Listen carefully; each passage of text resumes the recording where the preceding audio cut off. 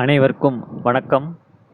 சென்னை மாநகர போக்குவரத்து கழகத்திற்கு ஜூன் 30ஆம் தேதி சுமார் 207 கோடி 90 லட்சம் மதிப்பீட்டில் 120 தாழ்த்தள மின்சார பேருந்து வந்து தொடங்கி வச்சுருக்காங்க. இந்த மின்சார பேருந்தோட சில சிறப்பம்சத்தை பார்க்கலாம். 7 சிசிடிவி கேமரா வந்து பொருத்திருக்காங்க. எமர்ஜென்சி ஸ்டாப் பட்டன் கொடுத்துருக்காங்க. எமர்ஜென்சி எக்ஸிட் இருக்குது. மொபைல் சார்ஜ் பண்ணுறதுக்கான யூஎஸ்பி போர்ட் வந்து சீட்டுக்கு கீழே கொடுத்துருக்காங்க. ஆனால் நான் ட்ராவல் பண்ணும்போது ஒர்க் ஆகலை. மேபி டிரைவர் சைட்லேருந்து அதுக்கான சுவிட்ச் வந்து ஆன் பண்ணியிருக்க மாட்டாங்கன்னு நினைக்கிறேன். மாற்றுத்திறனாளிகள் ஈஸியாக வந்து பஸ் உள்ளே நுழைவதுக்கான அந்த வசதிகள் வந்து இருக்குது. 3 ஃபயர் எக்ஸ்டிங்யூஷரும் சேஃப்டிக்கு வந்து கொடுத்துருக்காங்க.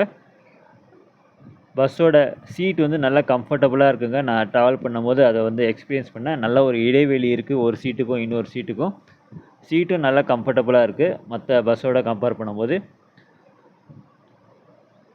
பஸ்ஸு லைவாக நீங்கள் பார்க்கும்போது நல்லா பிரம்மாண்டமாக இருக்குங்க. 12 மீட்டர் நீளம் கொண்ட பஸ்ஸுன்னு நினைக்கிறேன். ஒரு சில சீட்ஸில் சீட் பெல்ட் வசதி வந்து கொடுத்துருக்காங்க சேஃப்டிக்காக. மற்றபடி பஸ் நல்லா ஸ்மூத்தாக போகுதுங்க. இந்த பஸ்ஸோட முழு இயக்கமும் மின்சார பேட்டரினால் இயக்கிறதுனால எந்த ஒரு சத்தமும் இல்லை. பஸ்ஸோட சார்ஜிங் கெப்பாசிட்டி வந்து குறைஞ்சது 2 மணி நேரம் ஆகும்னு சொல்லியிருக்காங்க முழு சார்ஜ் ஆகிறதுக்கு. முழு சார்ஜ் ஆச்சுன்னா கிட்டத்தட்ட ஒரு 200 கிலோமீட்டர் தூரத்துக்கு இந்த பஸ் வந்து இயக்க முடியும். தற்போதைக்கு இந்த 120 பஸ்ஸும் வியாசர்பாடி டிப்போவில் தான் மெயின்டைன் பண்ணுறாங்க. சார்ஜிங் ஃபெசிலிட்டி அந்த டிப்போவில் தான் இருக்குது.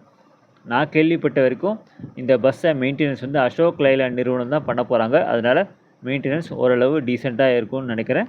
அதே சமயத்தில் பொதுமக்களும் பஸ்ஸை வந்து நீட்டாக வச்சுக்கிறதுக்கு ஒத்துழைப்பு கொடுத்தாங்கன்னா இந்த மாதிரி பஸ் நிறைய ஃப்யூச்சரில் வந்து இயக்குவாங்க.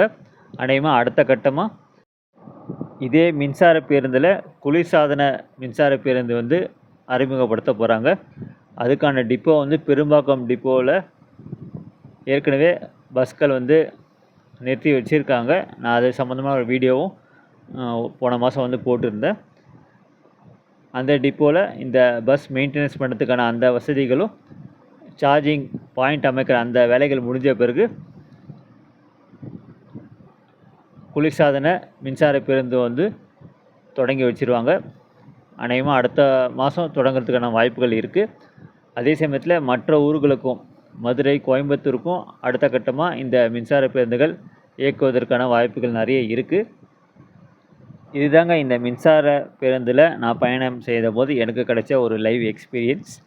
நன்றி, வணக்கம்.